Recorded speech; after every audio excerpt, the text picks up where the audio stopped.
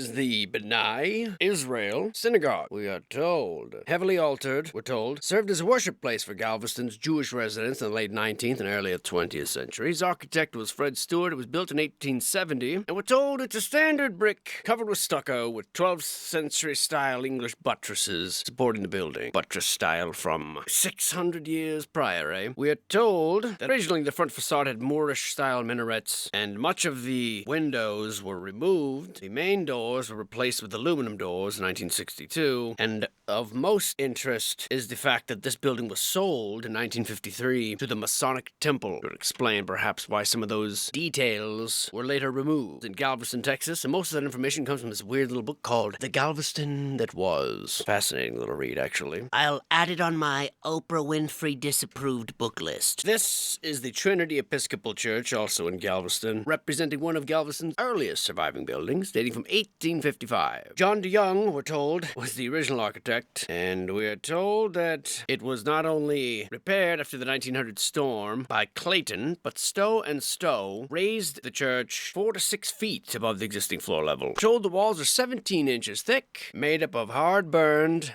brick of similar color and texture, which show the soft markings of the hand molding process. We're told that the octagonal towers in the corners, well, it seems probable that they were intended to be capped in some other fashion, and they give the appearance of being unfinished. I would agree. I would also, or add, maybe not so much as unfinished as dismantled. We're told extensive reparations had to be made in 1900 after the Great Storm. Great Storm that Galveston is so known for. And it does look like it's been restored. Looks like those towers probably did used to have something on the top of them. They definitely appear to be diminished. But an extraordinary building, the craftsmanship, and especially for 1855 in Texas. Pre-Civil War era, gunslingers out here, Wild Wild West. Yeah, well, more like Wild Fabrications. Doesn't fall off the tongue as well.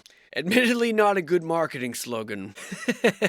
This is the Eaton Memorial Chapel of the Trinity Episcopal Church. We're told he being Benjamin Eaton, had recognized the need for a school, but little was done until 1878. Henry Rosenberg purchased the brick, which was then on the property. Construction would begin within 30 days. Mr. Rosenberg was a prominent Galveston banker, philanthropist, a vestryman of the church, and had been a close friend of Eaton because Eaton had died at this point. Work was not actually began until 1878, and it was completed. At least photographic evidence shows that the building was at least substantially completed in the summer of 1879, so 1 year later, but they didn't move in until 2 more years, and they didn't have dedication ceremonies until March 19th, 1882. 4 more years after it was allegedly substantially completed. It does make you wonder if the substantially completed was just kind of the beat-down ruins of whatever was there before, and they finally got it ready. I don't know.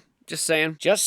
Clayton and Lynch, the architects, were probably responsible for the design. Mr. Eaton, we digress, was born, although there's only 2 pictures, so we digress photographically as well. But anyway, he was born in Ireland. Little is known of his early life. He immigrates as a young man, obviously, to Missouri, gets inspired by the church, gets ordained to be a deacon at the age of 33, was sent to Mineral Point, Wisconsin. 1 year later, his work had been successful, and he moved to Green Bay, and 1 year later, he became a priest, and he requested to be appointed as a missionary in Texas for health reasons. He arrived there 1 month later, served his people well, and died 30 years later and was buried beneath the chapel floor of the church he had helped build, which is the church you are staring at now. So somewhere underneath these floorboards, which we're told the foundation is of brick, isolated brick piers, the walls are made of brick, and somehow Mr. Eaton is buried somewhere under there. We'll never know. Oh, maybe we will. Those photographs that you just saw were from 1967.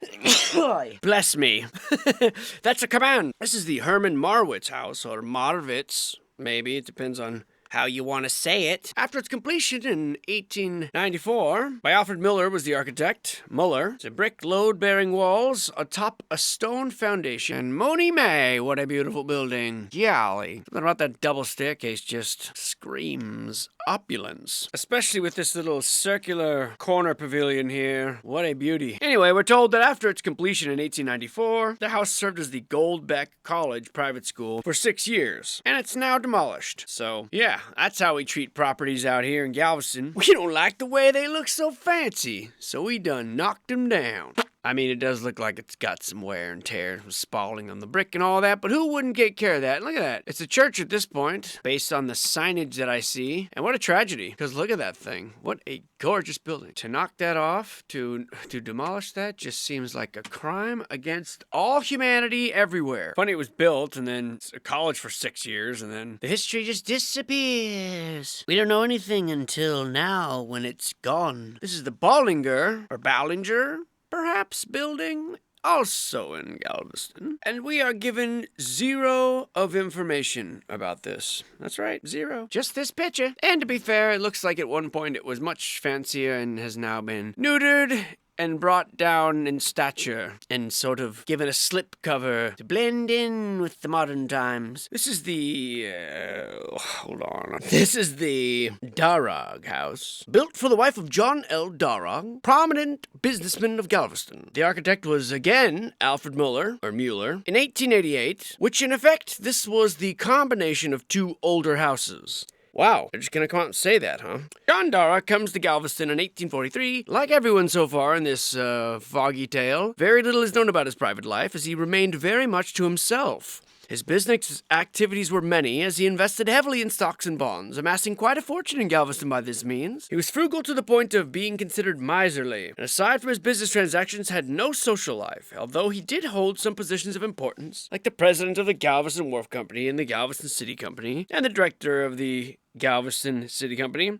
And following a noticeable change in his actions, he was declared by the courts to be insane, although not committed to an institution. Then he moved away to the east and died. What a curious story, especially since there's no mention of his wife. I mean, this is called the Mrs. John L. Darragh House. So, is that just... No, see, it was 1888. It was well furnished and fully carpeted by Mrs. Darragh in 1888. Oops, sorry, wrong picture. And Muller also designed the cast iron fence. And look at that house with its basement. I mean, or what we're told here actually is 2 different houses combined. Interesting, that would even be in there. Well, I hope not. I don't think so, but maybe. I'm wondering if that person even existed. Cryptic. We've heard that so many times. Mysterious, past and origin. Nothing known about them. They show up. They have prominent positions. They're very wealthy. Well, miserly. They hide inside, and then one day they pass away. It's just like, do these people even exist? Or are they just reasons? Are they just shadowy business people setting up fake people everywhere? You know, pulling the strings of business from behind the shadows.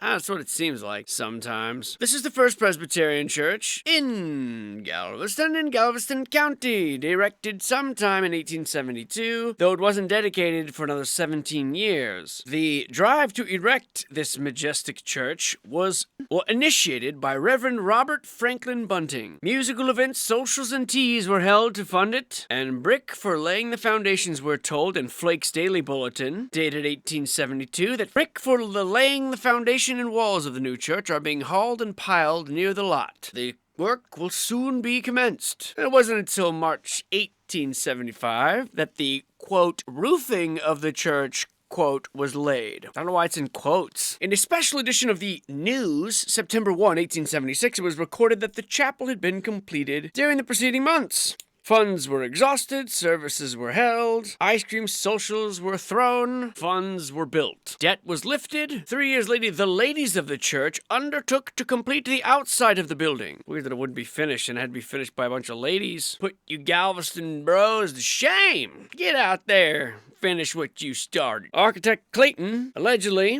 who had worked in some office before the Civil War, receiving his architectural training, and designed a number of imposing buildings in the Memphis area. He was the one who supervised the design. 1874, a local paper observes workmen preparing the foundation, allegedly. They say they had previously examined the plans, which were received weeks ago from architects from Memphis, Jones and Baldwin, and they begin chronicling the detail of the structure. This building wasn't finished until 1889, though it had a roof 14 years prior. Construction begins in 1872. Clayton doesn't show up until 1886, yet this newspaper had the plans for it 12 years before the architect even showed up. Something about this stuff just don't make no damn sense. But it's a bit disjointed, and if anything, all I could say is that the information appears to be rather jarbled and incomplete. Who knows if a 6 should have been an 8 somewhere and people get dates wrong and things get translated. I'll give them the benefit of the doubt on this one. But look at that building, though. It's weird that it has like a pentagram on it.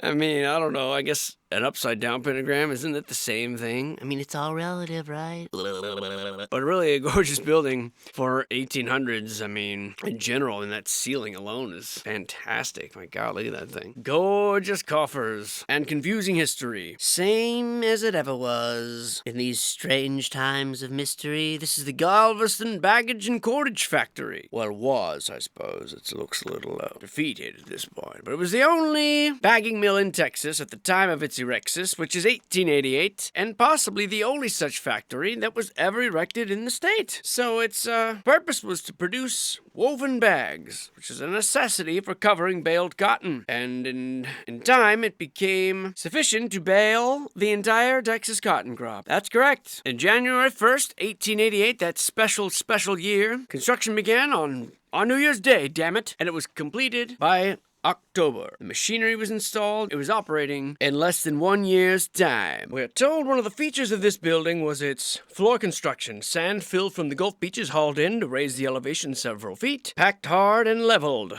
We're told in asphaltum, 3 inches was rolled solid, and then 4x6 sleepers were spaced, and to these were spiked a subflooring of 2-inch planks. And finally, they dressed lumber over the subflooring. That's what we're told, probably to explain the strange-looking foundation here. I'm wondering if this old beat-down wall was possibly the original foundation. I don't know. But it does look like different types of brick here. These roofs definitely look much more modern. We're told the company originally purchased 3 city blocks. The area was at the time described as a marshy waste, only inhabited by the marsh frog, the fiddler crab, and the crawfish, and was therefore raised from 3 to 4 feet, making it one of the highest building sites in town. It was on this site that the bagging factory was constructed. And clearly today, although it does occupy still the entire city block, we are told, well, we don't have to be told, actually. We're not told this at all, but we can see it's abandoned. They left all the furniture in there, huh? A bunch of wasters. Grace Episcopal Church is what your eyes are being graced with seeing, and the information that you've been graced with hearing is all that there is. Look at that magnificent rose window here, and the whole thing just looking bizarre. This is all in Galveston, huh? All of this amazing churches and buildings and things were in Galveston, bleeping Texas. By Jove, look at that building. It is incredible. It's the Colonel Walter Gresham House, who was a prominent historical figure of Galveston, a noted lawyer, legislator, representative of the 53rd Congress. Architecturally outstanding. I concur. Built in 1887, formally opened in 1893, after Mr. Gresham's affluence had rapidly developed, and he commissioned the Galveston architect Nicholas Clayton, the guy who built those churches we looked at earlier, to design for him a grand mansion. King and Queen County, Virginia was where Colonel Walter Gresham hailed from. His family was substantial planters and lawyers. Private schools. Joined Lee's Rangers in the Army of Virginia in 1861. While recuperating from wounds and illness, he also went to the University of Virginia, but recovered sufficiently to return to service in 1862, fought until the following year, went back to the university, completed his degree, returned back to service, and was with Lee's forces upon surrender. Very strange. His family fortune was ruined by war, and he moved to Texas with $5, arriving New Year's Eve, 1866. A year later, he had opened a law office and was married. He was elected the district attorney of Galveston and Brazoria counties, associated with Colonel Walter Mann, but upon Mann's death, he practiced alone. Gets involved in the railroad business, organizes active leaders and organization. He was one of the active leaders in the organization of Galveston citizens who acquired the charter of the Gulf Railroad, was a stockholder in the company, and served as a director and its attorney and its second vice president. Sold the road, elected to the Texas legislature as chairman of the House Financial Committee, secures a Deepwater harbor for Texas at the Deepwater Convention, was made chairman, was elected congressional to the 53rd Congress, and in 1900, after the tropical hurricane that devastated the Galveston, Gresham was one of the 3-member committee appointed to devise measures and plans for the reconstruction of the city. He was also president of the Trans-Mississippi Congress and the vice president for Texas of the National Rivers and Harbor Congress. And in 1907, he drew up a proposal for the Trans-Mississippi Congress to consider deep water development. And he was also a member of the executive committee of the Intercoastal Canal Commission. Well, thank you for your service. And with a mansion like this, I can tell you did it all truistically.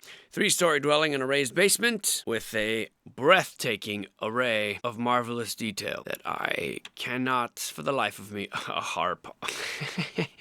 A harp? I bet you don't even play the harp, Mr. Colonel Walter. No, but I have scantily clad women dressed in sheer linens that play it for me. They even play it with their feet, in which are housed dainty slippers made of gold lace.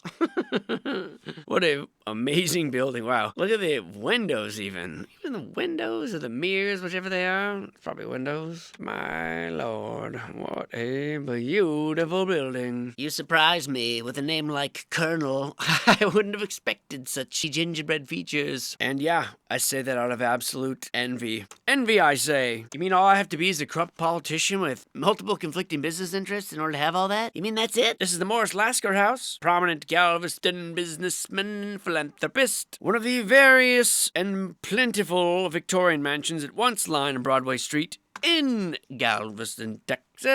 There was a house before this that was destroyed by the Great Fire in 1885. And in 1889, he too commissioned the same Nicholas Clayton to design a new home. It took 2 years. In 1892, Clayton really just building everything around here, huh? The Presbyterian Church, the Infirmary, the Galveston Pavilion, the Harmony Hall, the University of Texas Medical School, and several buildings in the Strand District, and the last 4 or 5 buildings we've looked at. Mr. Morris Lasker, who was this man? Well, he was born in Russia, 1840, immigrated to Virginia at the age of 16, enlisted in Hood's Brigade at the Civil War, and served in the battles of Galveston and later engagements in Louisiana. Afterwards, establishing a dry goods business in Central Texas, becomes a partner in the wholesale firm of Marks and Kempner, and they developed an extensive real estate business. Golly, look at that friggin' porch. I'm sorry, veranda. He was also president of the M. Lasker Real Estate Company, and director of the First National Bank of Galveston and of the Island City Savings Bank, and also donated money to the Society for Friendless Children. The Society for Friendless Children home. What a name. You're putting that home, it's just acts like a kick in the teeth. There you go, it's for children. Well, it's not just any children, only ones with no friends. Later known as the Lasker Home for Homeless Children. Where to begin? I feel so just weird pointing out these similarities. I mean, God, this home is just, I can't even, just how gorgeous from every little detail, the rich, opulent nature of it. And this veranda alone is mein Gott. Yet again, you have this man coming here from Russia at the age of 16. Civil War a little bit, a grocery store a little bit. Suddenly, he's director of bank and a real estate company, which, so you're your own lender, you set your own rates. Just such a crock. And then, of course, you also have to be involved, this insanely wealthy person, doing wholesale, directing banks and real estate and numerous other business activities, and you just also happen to be the main funder and donator for a home for homeless children. You know, these stories just always seem to have a common thread. Orphans, suddenly accumulated wealth, and banking and real estate, and political magnates, aspirations woven into one strange biography of someone who came over themselves as an orphan from somewhere far away. From Russia to Texas, age 16. It seems that very odd that the similarities of these stories, that's all I can say with any confidence. But moving on to the next breathtaking mansion, all in Galveston. And man, if these are just the ones that have survived on the historic district, then the place must have just looked like, Paris in the Gulf of Mexico. What it looks like to me. But who the bleep am I? Nobody. Just a nobody. Well, this here nobody is trying to identify this here house. Give me a second, okay? Some of these look very, very similar. The Michael B. Menard house. Mr. or Michel? M-I-C-H-E-L. Michel Menard, an early Texas pioneer important statesman of the Republic and founder and developer of Galveston City, which was the leading commercial center for all of Texas throughout the 19th century, and it's one of Galveston's earliest structures. They believe 1840 was the date of its erection. Mr. Menard was the founder of Galveston, very active in early politics, and this once fine old home stood in the center of a 10-acre tract, and on its land the Shawnee Indians have gathered many times to hold council with their chieftain, Menard, who had been given that title during his fur trading days. Okay, so early 1840s, many notables meeting here. The first masquerade ball took place in this old home. Interesting, the first masquerade ball. So we got like an eyes wide shut type guy moving in, cutting deals with the locals, eh? Colonel Ed Ketchum bought it, and today, well, at least 50 years ago, or I guess 60 now, it was still owned by one of the Ketchum descendants. Many trees were planted, and he gave it the name the Oaks. Used as a hospital during the yellow fever epidemic, we're told. Believed to be built by Augustus Allen, a founder and promoter of the city of Houston. In the years past, it was assumed that Menard erected this in 1838, but present research points this to the contrary. By the title abstract, he was not an owner of the land until 1848 to the death of his wife, the former Mary Jane Riddle, who had purchased the property from Menard's cousin in 1843, the same year that she married Michael. It is known that Peter Menard occupied a residence on his property, and he had inherited a house at the time of purchase in 1840. So he inherited a house and then bought it, or inherited... In any case, Mr. Menard was born in Canada. At the age of 16, he engaged in fur trade in Detroit. Moves to Missouri. The lieutenant governor of the fur trader, his uncle, Pierre Menard, convinced him to move to Texas, where he could settle in Nacogdoches and trade with the Mexicans and Indians, using his influence to quell the tribes at the request of the Texas government. During the Texas Revolution, he was a member of the convention that declared the independence of Texas and framed the Constitution for the Republic, a member of Congress, author and advocate of the system of finance by the issue of checks, and was granted the League of Land, now stands. Given money, proceeded to found the Galveston City Company, which was a stock company created to sell the property. I get it. Serve your country in a weird way. He died in 1856, by the way. What strange world it was, huh? If these stories are true, people seem larger than life or just given incredible opportunity. Although I believe a lot of these, the reason why, and people can say, and it's a fair argument, well, these are, people's grandparents and they remember their grandparents telling them stories like this, or saying why aren't people speaking out about, why aren't there people from these times anywhere that are saying what actually happened? Because I believe that there was a fair amount. Well, one counter argument to that would be there's a fair amount of dishonesty and evil going on. By that I mean people lived here everywhere, and to drive them out and kill them off and write them out of history and force them into reservations, to take land in general and uproot families and take slaves, or even just without the slavery, just uprooting families. It's pretty sinister, and I'm not sure many people would. It would be very respectable to admit that. More likely that they would keep quiet about their past sins, especially in a very religious sort of nation, where even the adopting of a child or having a child out of wedlock was something that was like hidden away and looked down upon. I would imagine why a lot of people just sort of kept quiet about the possible unsavory actions of their ancestors, if their ancestors even told them. I mean, why would they? Parents keep all kinds of things from their children. They might find them out way later in their life, or they might never find out. Like, Dad, you were a gangster once? What the hell? In my case, it's like, Dad, you've been a douchebag? Well, I didn't find out my dad was a complete fraud, wannabe elite narcissist until just like a year or two ago. He'd been pulling the wolves over everyone's eyes around him. That's right, sir. You're a fraud. Yeah, that's right. I said it. You're a fraud. I said it. Mark Levin here. Mark my words. The man's a fraud. Another gorgeous old world banger from the Strand of Galveston. This is the Hendley Building, or more accurately, Hendley's Block, which is actually 4 adjoining buildings as the oldest surviving commercial structure on the Strand, which is the heart of the old Galveston commercial quarter. 5 decades, major traffic for trade for all of Texas and the surrounding states passed through the port of Galveston, and this building watched, well, most of it. It was built in 1858. The only documentation for this is a dated granite plaque located in the center of each upper story, which have the 1858 date inscribed on them. Building at the time, the company was one of the largest in the business community, the Hendleys. They were in shipping, cotton, commission merchants. Little is known of either brother except that Joseph captained a ship at one point and was considered a master mariner. A master mariner.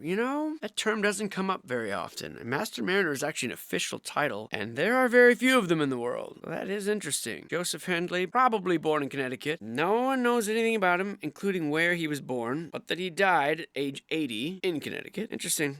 It was an official Confederate watchtower during the Civil War, we're told. There, from a wooden cupola on the roof, 8 master mariners, 8, and ship's captains kept watch on the shipping in the Gulf of Mexico. It has remained in use until present day, although I don't know how that could be possible. Look at those beautiful cars. Wow. Is it a parking garage now or something? Oh, I see. And a chop shop. All right. I guess that's still considered use, remained in use. Look at that foundation, though. Did a ramp up to the second floor? Why? Like, why? I thought that only that one building was elevated, or is it all buildings ever?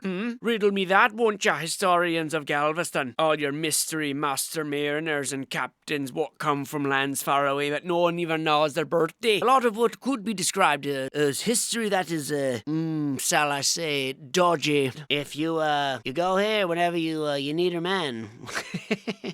Terrible joke. We'll remove that one in post. Ask not. This one looks like the Leon H. Bloom building. And a lot of these actually, wow, what a gorgeous building.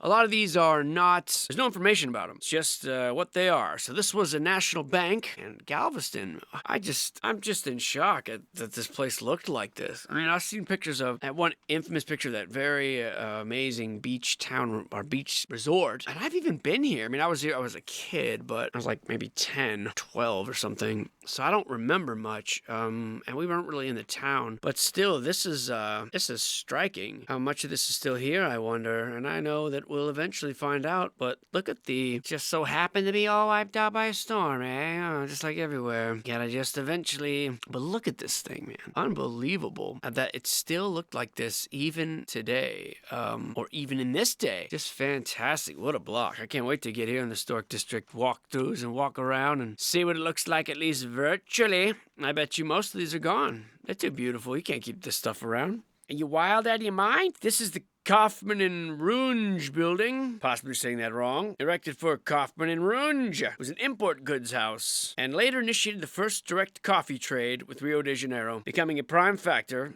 in the economic growth of the coffee firm. Right, I would imagine. But also they did wines, liquors, mineral waters, wholesale grocery, and distilled stuff, as well as they did cotton stuff and export stuff. And they were German immigrants, and they were agents for the North German Lloyds. So yeah, you can say that they had some connections. And this building is connected with beauty. That's just my opinion. This is the Merchants Mutual Insurance Company building. These are all in the Strand, all in Galveston, all of them.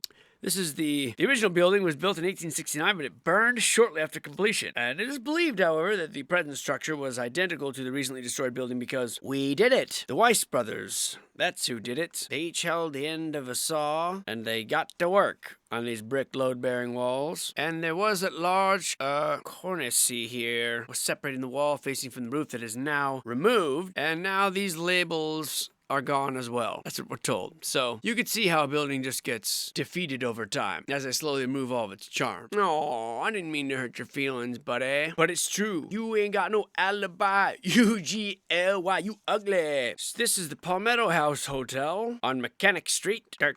No other information about her other than the part that I'll add, in which she is quite the looker. We're told it was built in, no one knows. It's a ghost house that appeared from nowhere. That's the part that I added. This here's the Rosenberg building. Also, nothing that we're told about it, so we'll just gawk and marvel. Chase Smith, bro. J.F. Smith, bro. Now you know. Or more appropriately known as the Bolton Estate Building. Yeah, that's right. You can paint whatever you want on it, Mr. Smith and bro. I guess that's the common name of the structure. I wonder where they got the name from. Anyway, it was built in 1870. The Bolton Building House was built back better by Bolton after the Morro Castle Fire in December 1869.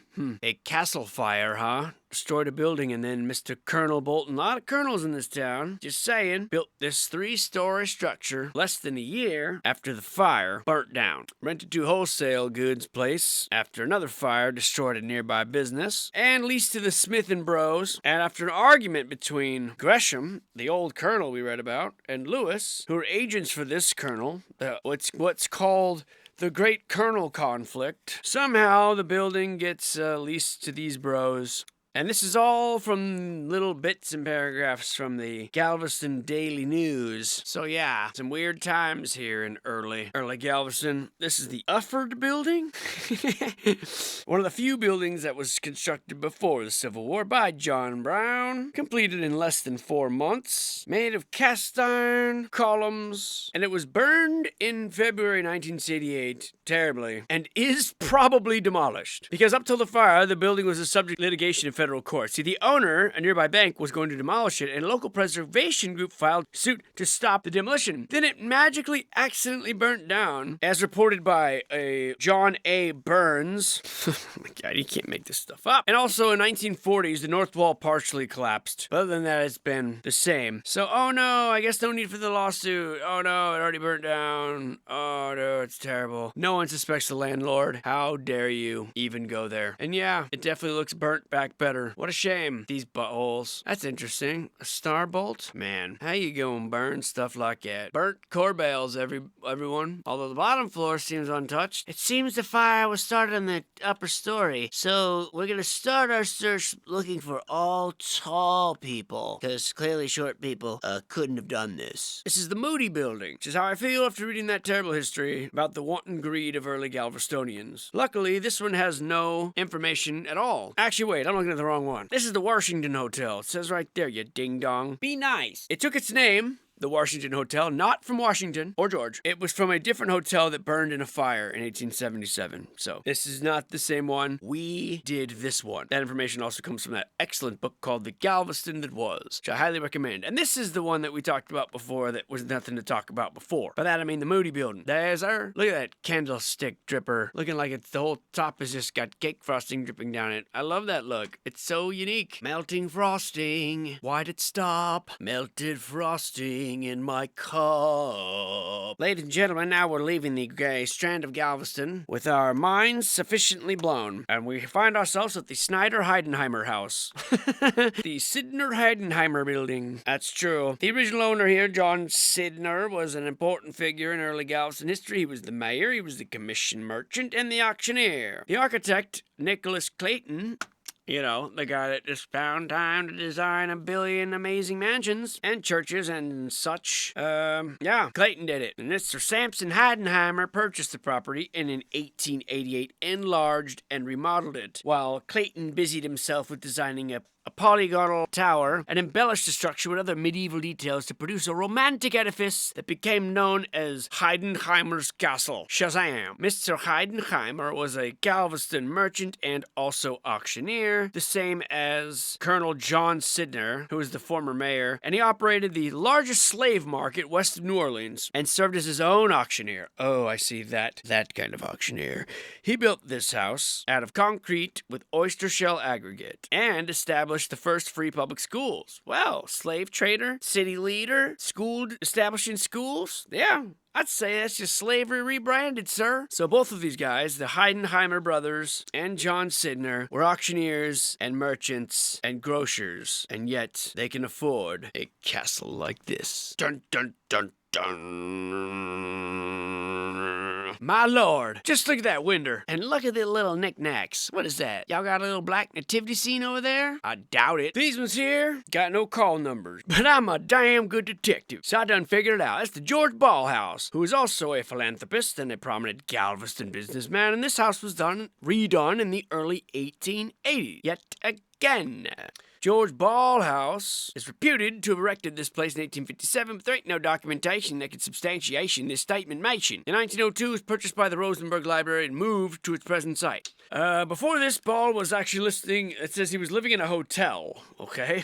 I don't know why. Built this house, lived in a hotel, built this house, gets purchased by Rosenberg, and moved away to make way for the present Rosenberg Library. Born in 1817 in New York. At the age of 12, he lived with his uncle in Albany. Another orphan, of course. He learns the trade of jeweler. As a young man, travels in the western states, goes to Louisiana with his brother Albert, procured a small stock of general merchandise, and of course, with a small sufficient lumber for the erection of a small store, set out by ship for Galveston. Gets here in 1839, at the ripe age of 22, erects his store, and then they ran this business for 15 years, and suddenly he became a banker, and the leading banking house in Texas, and before he became a wealthy man. A year before his death, he of course donated all of his money for the construction of public schools. Yet another childless rich person that dies and gives all their money for school. Interesting, isn't it? These stories are in California, they're in Wyoming. They are very prominent out west here. It's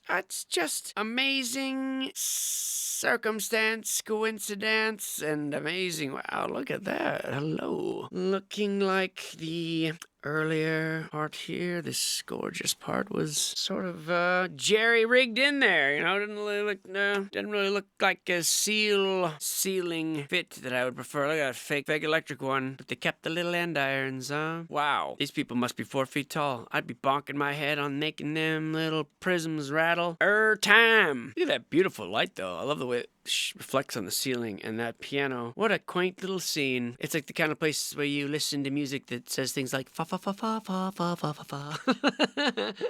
Nothing more aggressive than a good fa fa fa. Not even a la la la. You use the F in this house, or you get the F out. Look at this friggin' property. Good gracious. This is all in Galveston? Man, unbelievable. I mean, Texas is huge. We ain't even out of Galveston, brah. This is the John C. Trube house. Here, yeah, dude, I heard that, dude. Here's the founder of YouTube.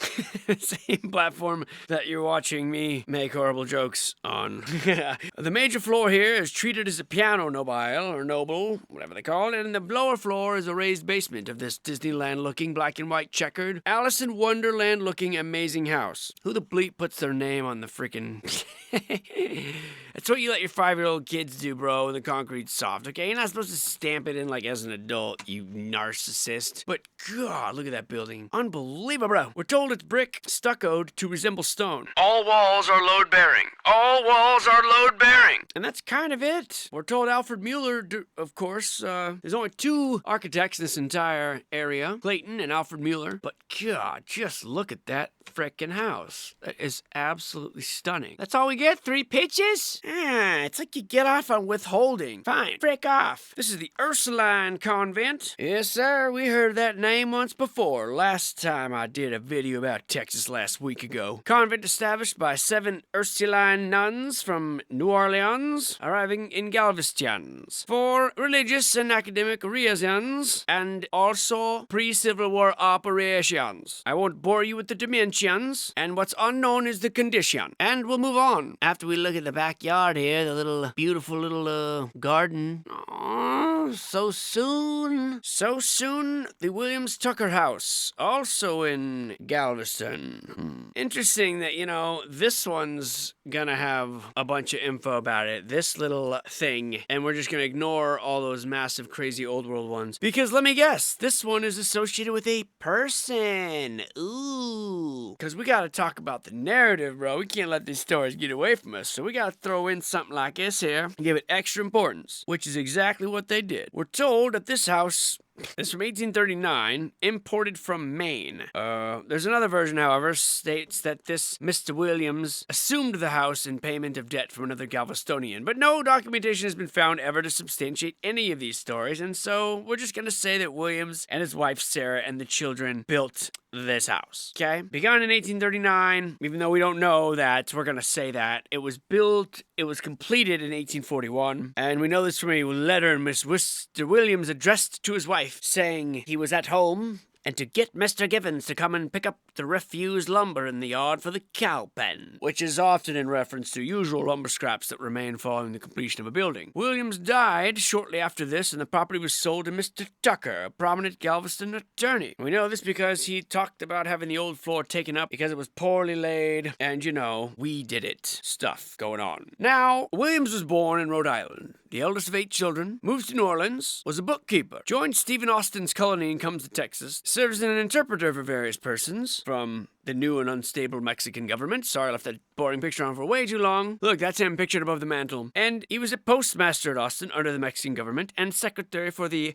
Ayuntamiento of San Felipe de Austin from 1828 to 1832. So he was one of the first plantation cotton owners in the area. He donated $100,000 in 1836 to the government of Sam Houston, which was never repaid. That's a massive amount in that era. And it's doubtful if the government could have survived without this man. He was naval agent for the Republic and purchased several ships and schooners for the Navy and returned back to business, given a bank charter by the Mexican state, but was never able to secure the capital for it. Began his own bank called the Commercial and Agricultural Bank, of course, which had several branches in Texas and the East. And that's where the stories essentially end. So, you know, early banker, loved to wear bonnets, as you can see here, and lived unassumingly out here in a home that he may or may not have built himself after importing it from Maine. But no one knows. And that story sucked. This is the Powhatan Hotel, probably one of the oldest residences in Galveston, probably. Thought to have been erected in 1847, thought to have been by the same guy that built everything. It was purchased in 1881 to be an orphanage.